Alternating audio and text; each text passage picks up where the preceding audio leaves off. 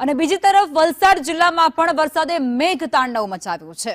વલસાડ શહેર અને સમગ્ર જિલ્લામાં ગત રાતથી ધોધમાર વરસી રહેલા વરસાદને કારણે આખા જે વિસ્તારો છે તેની અંદર પાણી ભરાયા હોય તેવી સમસ્યા સર્જાઈ ચૂકી છે અને જેના કારણે સમગ્ર વલસાડ એ જળબંબાકાર બની ચૂક્યું છે।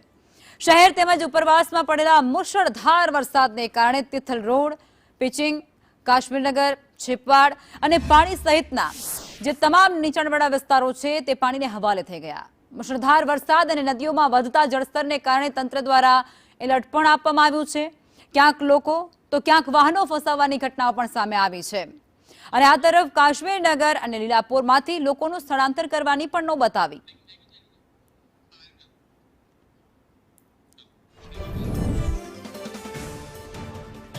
વલસાડ માટે ઔરંગા નદી એક ખતરો બની ગઈ છે। ઔરંગા નદીના જળસ્તરમાં સતત વધારો થઈ રહ્યો છે અને અત્યાર સુધી કુલ 150 જેટલા લોકોનું સ્થળાંતર કરવાની નોબત આવી છે।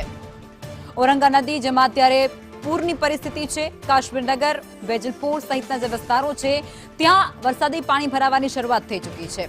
આ ભારે વરસાદને કારણે એનડીઆરએફ અને એસડીઆરએફની ટીમો ત્યાં તૈનાત છે જે ત્યાંથી લોકોનું સ્થળાંતર કરાવી રહી છે। જે લોકો આ પાણીને ભરાવાને કારણે પ્રભાવિત થયા છે તે લોકોને સુરક્ષિત જગ્યા પર અન્યત્ર ખસેડવાની તજવીજ પણ તંત્ર દ્વારા હાથ ધરાઈ છે।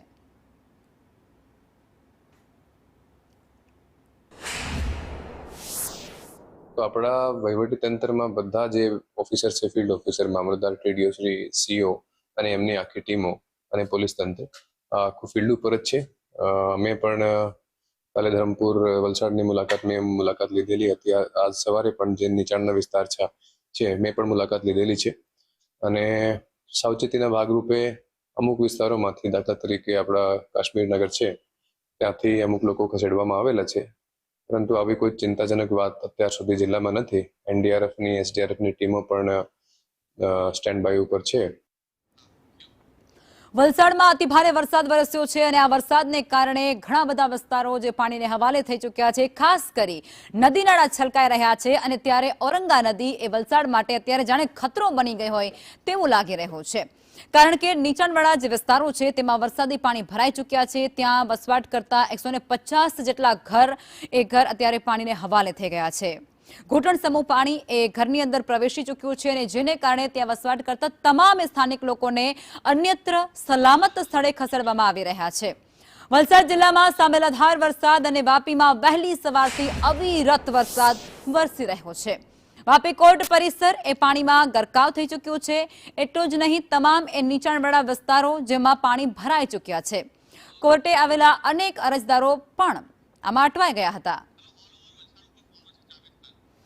અને આ સાથે સંવાદદાતા જાવેદ અમારી સાથે જોડાઈ ચૂક્યા છે। જાવેદ, વલસાડમાં ભારે વરસાદ છે અને ઔરંગા નદી ગાંડીતુર બની છે જે તમામ લોકોને પ્રભાવિત કરી રહી છે। વલસાડ માટે ખતરો બની ચૂકી છે। આખું ચિત્ર શું છે? જી બિલકુલ સાચી વાત છે। 2 દિવસથી ધોધમાર વરસાદ વરસી રહ્યો છે, જેમાં વરસાદનું જોર ગઈકાલ રાતથી વધુ હોવાને કારણે ઉપરવાસમાં ભારે વરસાદ વરસી રહ્યો હતો। એક તરફ ઉપરવાસનો વરસાદ તો બીજી તરફ શહેરોમાં પણ વરસાદ એટલી જ હદે પડ્યો છે, જેના કારણે જે છે ઠેર ઠેર વરસાદી પાણી ભરાતા તો બીજી તરફ નદીઓમાં ઘોડાપૂર જોવા મળ્યા હતા। વલસાડની દમણગંગા હોય, કોલક હોય, પાર નદી હોય કે પછી ઔરંગા નદી, તમામ નદીઓ બે કાંઠે વહી રહી હતી। વહેલી સવારની વાત કરીએ તો સવારે વલસાડ જિલ્લાના અંભેટી પાસે એક લક્ઝરી બસ ફસાઈ હતી પાણીમાં, ત્યાંથી લોકોનું રેસ્ક્યુ કરવામાં હતું। બીજી તરફ વાકી નદીમાં ઘોડાપૂરને લઈને 3 મજૂરોનું રેસ્ક્યુ કરવામાં આવ્યું હતું એનડીઆરએફ દ્વારા। ત્યારબાદ જો વાત કરીએ તો ઔરંગા નદી ગાંડીતુર થઈ હતી ને ઔરંગા નદીના પાણી જે છે વલસાડ શહેરમાં ઘૂસતા નીચાણવાળા વિસ્તારોમાંથી 200 થી વધુ લોકોનું રેસ્ક્યુ કરવામાં આવ્યું હતું। તેઓને સ્થળાંતર કરવામાં આવ્યા હતા અને ત્યારબાદ તેઓને સલામતીના ભાગરૂપે શેલ્ટર હોમમાં લઈ જવામાં આવ્યા હતા। ત્યારે એક એસડીઆરએફ અને એક એનડીઆરએફની ટીમને સ્ટેન્ડ બાય રાખવામાં આવી હતી। ઉપરવાસનો વરસાદ જે પ્રમાણે વરસી રહ્યો હતો, ધરમપુર અને ધરમપુરના અંતરિયાળ વિસ્તારમાં વરસાદ વરસતા એ સીધું પાણી જે છે ઔરંગા નદીમાં આવે છે।